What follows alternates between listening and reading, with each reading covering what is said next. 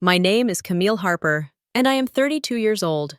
The Tuesday before Thanksgiving began like any other, gray skies hanging low over Portland, coffee cooling too quickly in the cup at my desk, and the familiar rustle of order sheets stacked beside me. The Alder Group, the small culinary empire I had built with more grit than sleep, was in overdrive. 8 restaurants, 3 catering divisions, nearly 300 employees preparing for the busiest holiday of the year. I had just finished a call with my pastry chef when my phone buzzed. A text from my mother. Short, sharp, final. Camille, we've decided on family only for Thanksgiving this year. Please find somewhere else to eat. The reservation at Bella's is just for the real family. The words pressed into me like a blade. Family only. The real family. I read it twice, then 3 times, hoping it would soften on the second or blur on the third. But it remained the same. An exile written in neat digital font. My chest tightened, my breath catching as though someone had reached into my ribs and twisted. For years, my mother had spoken with this casual cruelty, dressed in the false dignity of just being honest. She believed bluntness was strength, when in truth it was dismissal sharpened into habit. Still, this felt different. This was no offhand remark at Sunday dinner. This was deliberate erasure. I forced my shaking fingers to my laptop, pulling up the reservation system. If she wanted to boast about dining somewhere exclusive, I needed to see where. Within seconds, the irony smirked back at me from the glowing screen. Thompson, party of 12, Thursday, 4:30 p.m., private dining room. Premium holiday package. Wine pairings. Seasonal floral arrangements. The Alder Room. My Alder Room. The flagship of my group. The restaurant that had taken everything I had to build. The restaurant they had unknowingly chosen as the perfect backdrop to celebrate without me. For a long moment, I simply stared, silence heavy in my office. Beyond the glass wall, I could see the dining floor where servers polished stemware until it gleamed like ice, where chefs moved like dancers through choreography of fire and steam. The Alder Room pulsed with life, a living testament to the sacrifices I had made. The years of humiliation I had endured. The endless nights when failure seemed more certain than survival. To them, though, I was still Camille, who wasted her law degree dreams on silly food trucks. Camille, the daughter who never married, never offered grandchildren, who chose stainless steel kitchens over cocktail parties. My older brother Nathan, the celebrated attorney. My younger sister Claire, the nurse with 2 beautiful children. They were the polished names my parents paraded at reunions. I was the blank space, the misstep, the story they never told with pride. And yet, here they were, reserving the jewel of my crown. Here they were, celebrating in a house built with the very hands they had dismissed. My phone buzzed again. Daniel Ruiz, my operations manager, his voice steady, professional. Morning, Camille. You ready for the holiday crush? I swallowed hard. Daniel, we need to talk about the Thompson reservation for Thursday. Daniel's pause on the other end of the line was brief but heavy. Thompson, party of 12, private dining room, premium holiday package. Yes, I saw the booking myself. They sounded thrilled when they had called last week. Is there an issue with payment? I stared at the glowing reservation screen, the knot in my chest pulling tighter. Cancel it, I said flatly. Cancel? His voice rose with disbelief. Camille, it's Tuesday. Thanksgiving is in 2 days. We've already ordered specialty produce, truffles, wine shipments. The staff is scheduled, the florals have been arranged. That's nearly a $5,000 package. I'll cover the costs personally, I cut in, but the reservation must go. Silence crackled across the line. Daniel was too professional to question my decisions openly, but I could hear the unease in his measured tone. Finding another table for 12 on Thanksgiving Eve will be nearly impossible. You know that. A bitter laugh slipped from me. I'm sure they'll figure something out. After we hung up, I leaned back in my chair, staring at the ceiling. A storm brewed inside me. Anger, sorrow, and a strange, reckless exhilaration. My family had uninvited me, called themselves the real family, and now they would scramble through Portland, begging for scraps of reservations. The irony was almost too rich to savor. It didn't take long for the fallout to arrive. By noon, my phone buzzed with messages. From Nathan: Mom says Bella's canceled. Don't take it personally. She's stressed. We'll find another place. From Claire: Camille, are you okay? If you want, you can come to our house instead. It won't be fancy, but at least you'll be with us. I stared at their words, my stomach twisting. None of them confronted the cruelty head-on. Nathan smoothed it into stress. Claire offered pity, not protest. They wanted me patched over like wallpaper covering cracks. Then the call I had been waiting for lit up my screen. Mother. I almost didn't answer, but curiosity pulled me in. Her voice spilled out fast, high-pitched, and full of fury. Camille, you won't believe this. Bella's canceled our reservation 2 days before Thanksgiving. Everything was perfect, and now it's ruined. Uncle Henry is flying in. Your cousins are already on the road. I've called half a dozen restaurants. No one has room for 12. This is a disaster. I pressed my lips together, forcing my voice calm. That's awful, Mom, truly. Which restaurant was it? Her breath caught. The Alder Room. It was perfect. Elegant. Exclusive. I don't understand how they could do this to us. I let silence linger, savoring the irony. Then, sweetly, I asked, Do you want me to make some calls? On the other end of the line, my mother gasped as though I had thrown her a lifeline. Yes, Camille, please. You must know someone. You work in restaurants, after all. Maybe you can talk to a manager or the chef. You could help us, couldn't you? You'd save Thanksgiving. I leaned forward in my chair, pressing my elbows into the desk. Her desperation was almost tangible. A week ago, I was the family's embarrassment, not real enough to sit at their table. Now, I was their only hope. I might be able to do something, I said slowly, but there's one condition. Silence bloomed, thick and uncertain. Condition? She repeated, suspicion creeping into her voice. The reservation will have to change. It can't be for 12. It has to be for 13. A pause stretched so long I could hear her shallow breathing. 13? Who's the extra seat for? Me, I answered simply. The line went so quiet, I thought the call had dropped. Then she exhaled, sharp and angry. Camille, this isn't fair. You're so busy with your work. You miss dinners all the time. We just wanted a simple evening. Simple? My voice cut through her excuse. You told me it was family only. Am I not family? Her silence was my answer. I steadied my voice. It's 13 or nothing, if you want the Alder Room. If you want your perfect evening with Uncle Henry and his endless boasting, then I sit at that table. Otherwise, you can enjoy Thanksgiving in a diner booth. She inhaled sharply, and I pictured her pacing the kitchen, pride wrestling with panic. Finally, she whispered, Fine, 13. When the call ended, I stared out the office window at the city shrouded in drizzle. For the first time in years, I felt the weight shift. They had spent a lifetime dismissing me, but now the power was mine. As I closed my laptop, a memory pressed against me. 10 years earlier, standing outside a food truck wrapped in a borrowed apron, shivering in the snow while customers dwindled. My hands were blistered, my clothes smelled of grease, and my parents had laughed when I begged them to visit. Gourmet tacos? Nathan had sneered. Cute hobby. Claire had smiled politely, then changed the subject, and my mother had shaken her head, already rehearsing excuses for the relatives. I had carried their dismissal like an anchor through every night I slept on torn mattresses, through every dawn I spent chopping vegetables in a rented kitchen, and now that anchor was gone. They would sit at my table, eat from my plates, sip wine I had chosen, and see what I had built. Not because I begged for it, but because they had no choice. Thanksgiving evening arrived draped in cold rain.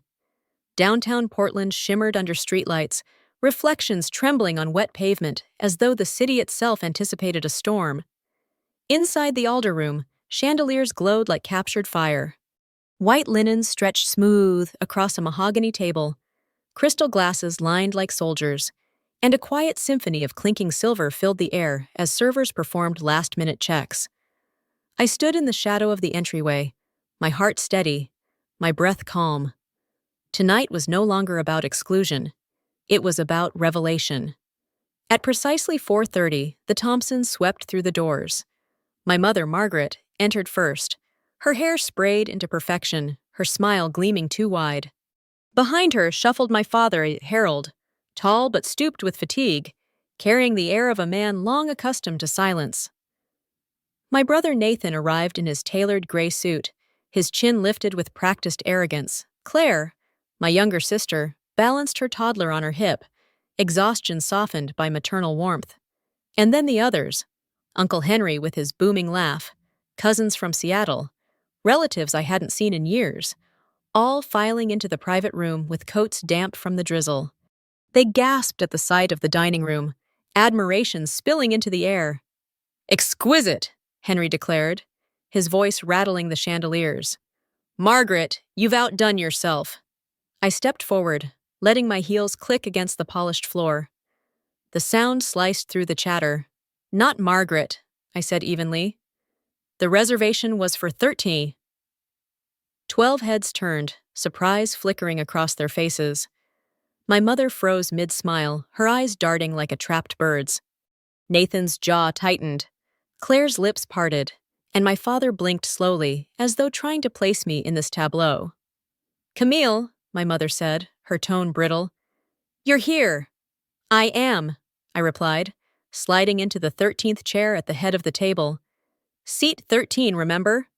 An awkward hush blanketed the room as servers began pouring wine to break the silence. Crystal chimed, but conversation stumbled.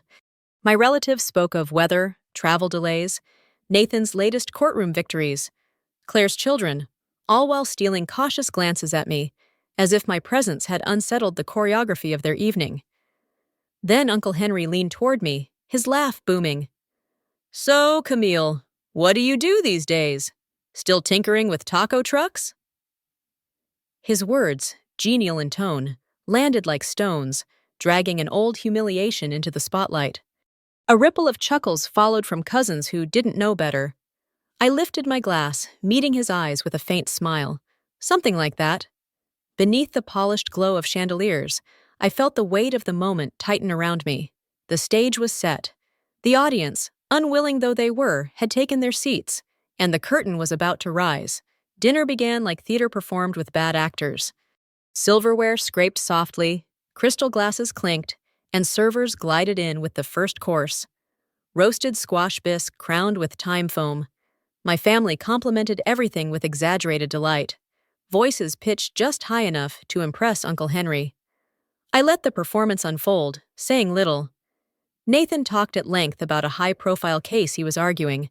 Claire described juggling night shifts with parenting, exhaustion tucked neatly behind her smile. Uncle Henry bragged about his son's surgical career, his daughter's investments in New York, and how success ran in the blood. When his gaze swung back to me, his eyes sparkled with curiosity, sharpened by arrogance. "And you, Camille, tell us, how on earth did you manage to get this room back for us? Your mother was in tears yesterday. You must have powerful friends." The table quieted, knives paused mid-cut. My mother stiffened, her fork frozen in mid-air.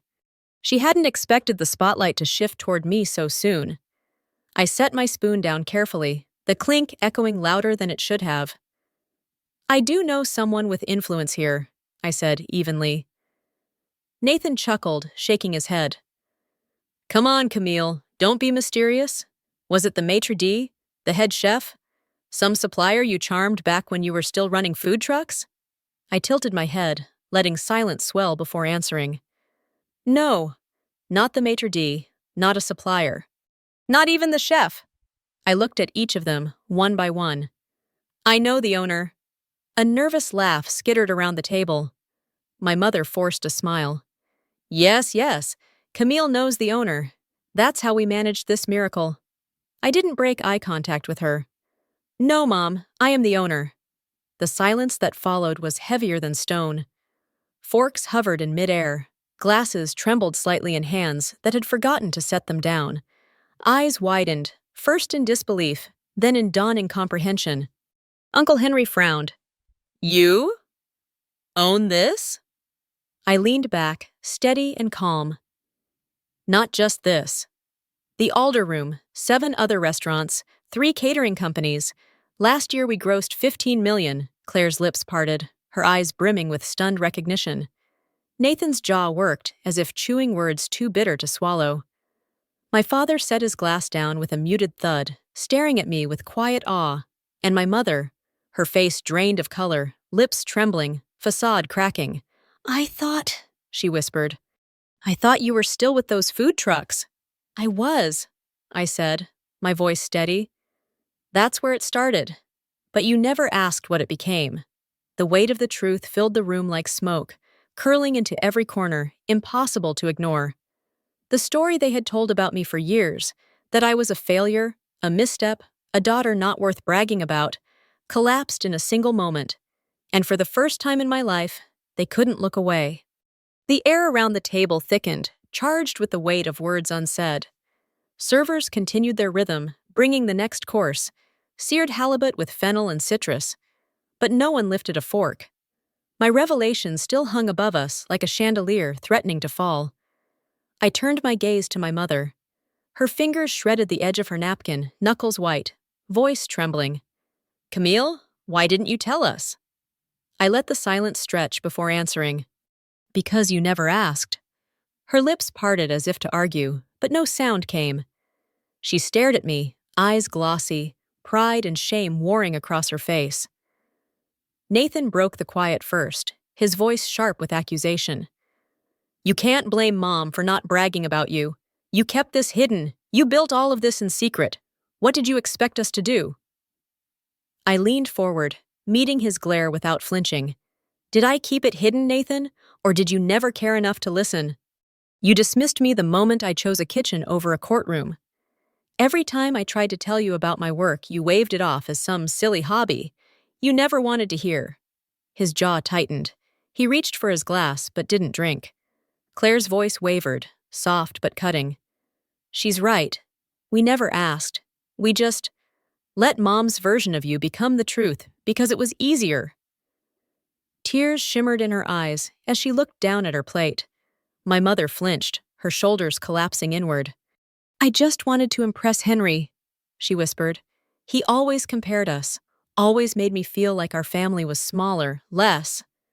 I thought leaving you out would make the picture neater. I was wrong." Her confession stung, not because it was untrue, but because it was so pitifully small. I had been erased for the sake of appearances. "Tell me honestly," I pressed, my voice low but unyielding. "Are you sorry because you hurt me, or sorry because you didn't know I was successful?" She swallowed hard, tears slipping down her cheeks. "Both." The silence that followed was brutal, thick with the collapse of decades of pretense. I reached into my bag and set a leather folder on the table, its edges crisp. Slowly, deliberately, I slid out copies of ownership documents, the deed, corporate filings, tax records, all bearing my signature. "In case any of you doubt it," I said, my voice calm but edged with steel. "This restaurant, this empire, it is mine, and you cannot erase me from it." The folder sat there like evidence in a courtroom, undeniable, unshakable. For once, Nathan had no words. The halibut grew cold on untouched plates. Forks lay abandoned, conversation fractured. Even Uncle Henry, usually booming with laughter, had fallen into uneasy silence, glancing between my mother and me as though watching a house collapse in slow motion. Dessert arrived, pumpkin tartlets glazed with cinnamon, but no one tasted them. My mother sat rigid, her eyes fixed on the tablecloth. Her voice, when it finally broke through the tension, was barely more than a whisper. "Camille?" I was wrong. I didn't move. She turned toward me, her composure unraveling with each word. "I excluded you, not because I hated you, but because I was ashamed. Afraid that your choices would make me look small next to Henry's children. I told myself it was for simplicity, but it was pride. Ugly pride. I never saw what you were building." Her napkin twisted in her trembling hands, shredded into uneven strips. Tears streaked her face, raw and unpolished. For the first time, she wasn't the image-obsessed woman I had grown up with. She was just a mother realizing the cost of her cruelty. I leaned closer, my tone steady but cold. Don't tell me you're proud of me tonight just because the room is full of witnesses. Prove it when no one is watching. Her eyes widened, lips trembling as though she wanted to speak, but the words would not come. When the evening finally sputtered to an end, relatives filed out in awkward silence. Nathan avoided my gaze, jaw tight with resentment. Claire hugged me lightly, her whisper trembling. I'm sorry. Truly. And then they were gone, leaving only echoes in the polished wood and the faint clink of crystal being cleared away. The next week, I drove to my parents' house, the suburban one with the cedar siding and the porch swing I had once spent summers on. Autumn leaves scattered the lawn like confetti for a celebration no one had attended. Inside, the kitchen smelled faintly of cinnamon candles and laundry soap. My mother stood at the counter, folding towels, her movements mechanical. When she saw me, she froze, her hands clenching fabric too tightly. "Camille," she whispered. I set my bag down, heart pounding. "We need to talk." We sat at the same kitchen table where I had once struggled through homework while she hovered, frowning at grades that never seemed good enough. Now her eyes were wet, her voice fragile. I didn't call because I didn't know what to say. Everything I said that night sounded wrong. I didn't want to hurt you more. You already did, I said softly. For years, you made me feel like I was less than Nathan, less than Claire, like what I built didn't count. Her tears spilled freely. I thought success had to look a certain way. Law degrees, families, things easy to brag about. I was blind, I was wrong, and I regret it more than I can bear. I watched her crumble, decades of pride cracking into dust. For a long moment, I didn't move. Then, slowly, I reached across the table, hesitated, and laid my hand over hers. If you mean it, I said, then things have to change. Not just words, Mom. Actions. She gripped my hand fiercely, as though clinging to a chance not to drown. They will, she whispered. I promise. 6 months passed as quietly as falling rain, yet everything felt different. My mother began showing up, not with judgment, but with curiosity. At first, she lingered awkwardly in the corner of the Alder room's kitchen, asking clumsy questions about supply chains or staffing. But slowly, something changed. She began to understand the choreography of the restaurant, the weight of responsibility, the heart behind the menus she once mocked. She volunteered at our charity dinners, carrying trays, greeting guests, serving roasted chicken to families who had nothing. I watched her cheeks flush with effort, her smile soften into something genuine. Once I caught her standing at the kitchen doorway, watching me with pride that wasn't polished for show, pride that was raw and unguarded. For the first time, I believed she might be seeing me, not the version she invented to keep up with Uncle Henry's boasting. And yet, doubt lingered. At business galas, she introduced me with rehearsed lines. This is my daughter, Camille. She owns the Alder Group. 8 restaurants, 3 catering companies, 3 stars from the press. Her voice carried triumph, but sometimes I wondered, was she proud of me, or just proud of the image I had become for others? The question gnawed at me until one spring evening at our annual charity gala. My mother arrived early, wearing the apron I had given her, hair tied back, hands steady as she carried trays into the dining hall. Later, as the evening wound down, she crossed the room to where a group of donors stood. One asked who I was, and for a heartbeat, I braced for the familiar litany of accomplishments, but she smiled softly and said, "That's my daughter." Nothing more. No numbers, no titles, just my daughter.